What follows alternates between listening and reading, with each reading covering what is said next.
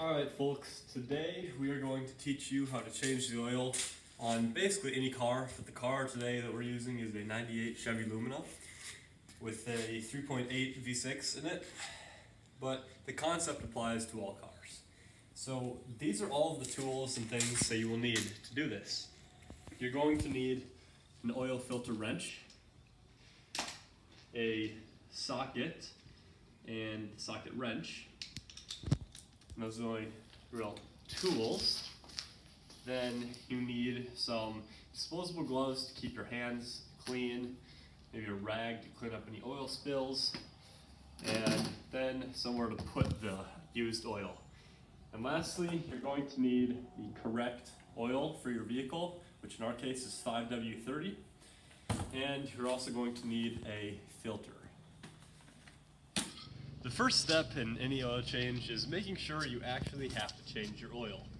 Now, to do that, you locate your dipstick under the hood, pull it out, clean it off, and then dip it back in again. You pull it out and you look at the oil.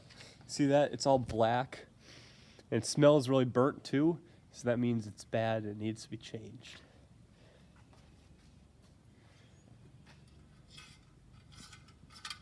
The next step of changing your oil is taking out the dipstick and leaving it out. We're just going to set that over here, and also take off the oil fill cap. Set that aside as well. Make sure not to lose them because you will need them for later.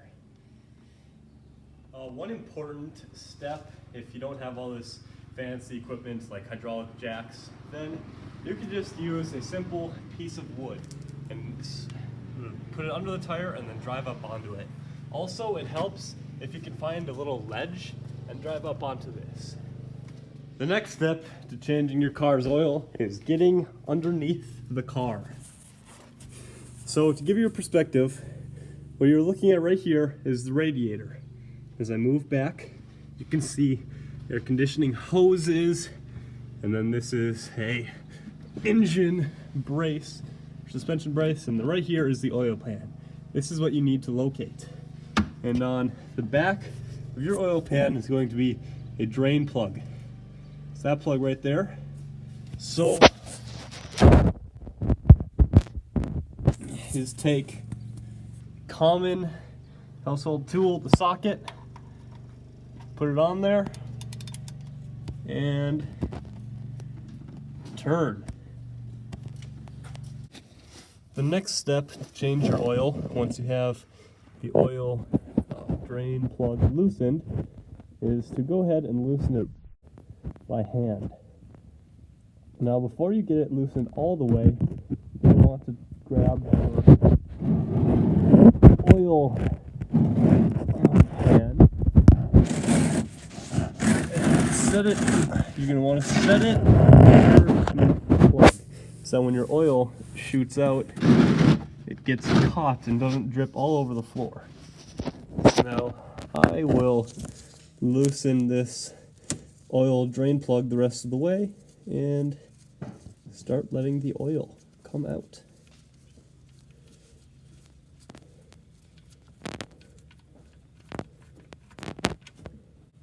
Just like that.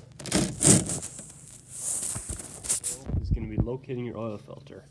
In this case, it is right below the car. You just follow the exhaust manifold down here, and it is this white cylinder right here that I'm touching. Normally, you can use a oil filter wrench to get it loose, but in our case, it's already loose enough, so I can undo it by hand. Alright, so now make sure you have a drain pan underneath the filter, and go ahead, spin that boy all the way off. They have really long threads, so you'll have to spin for a little bit. Eventually, there you go. Off. Now just let that drain out.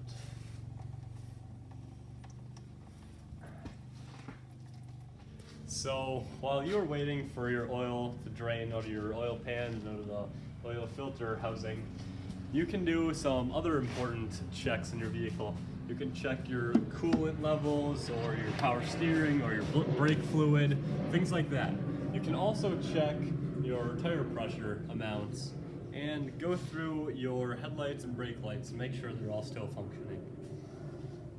So now that our oil is done draining, we can do our first step and put the filter on. So before you put the filter on, it is important to do something. And that something is you need to lubricate the gasket on the filter.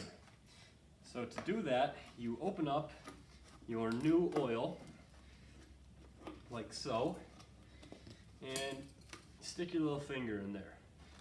Get the oil all on your finger, and then go around this rubber gasket with the new oil. Make sure there's no dry spots on the gasket and make sure it's all good and lubricated. Once it looks all wet and good, you lubricate the threads in the center too. Once it looks all good, you can go down and figure out where this sits back in and screw it back on. Now, when you're doing these filters, it's important to know that you do not have to crank it on there. What you should do is you should get it tight till the gasket meets the metal, and then back it off completely so the gasket's not touching anymore. And then once it's not touching, you screw it right back on, because this way it's going to make sure that the gasket forms to the metal much better and you will not leak. So now once it's good and tight, you want to get it hand tight and then go about a quarter to a half turn more, and then that is as tight as you want it. You don't have to crank it on or anything, just quarter or half turn more than hand tight, like so. The new filter is installed. So the next step in changing your oil is going to be refitting the oil drain plug. So you just find the housing where it screws into and screw it back in. Make sure not to cross thread it. A lot of people do that and it's a really big pain. You don't have to do that.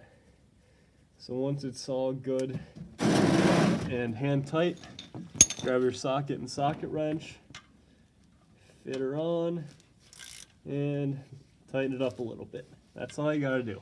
You don't have to crank it on there or anything, just a little bit. And now we're ready to fill the car up with new oil. So, let's grab a funnel.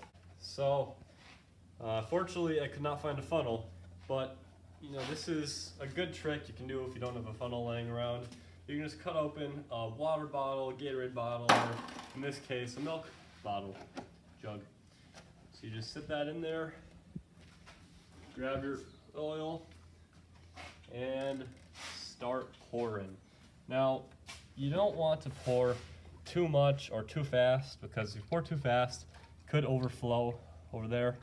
And if you pour too much, you might exceed the engine oil capacity. So this engine takes 4.4 quarts. And this container has 5 quarts total. And you can see by this bar, it shows you the oil level is right there. So we're at about 1.5 quarts left in it, and we have to get to about 0.6 quarts left in it. So we're gonna pour a little bit more. Check it again. Pour a little bit more.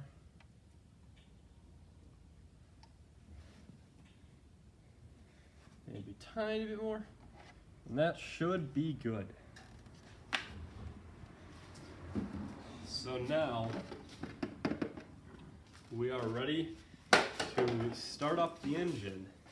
Make sure before you start up the engine that you have all of the plugs and the filter in down below the car, and put your oil cap back on, and you don't have to put the dipstick back in. That's fine to stay out for now. So let's go ahead and start this bad boy up. Like the shotgun shell.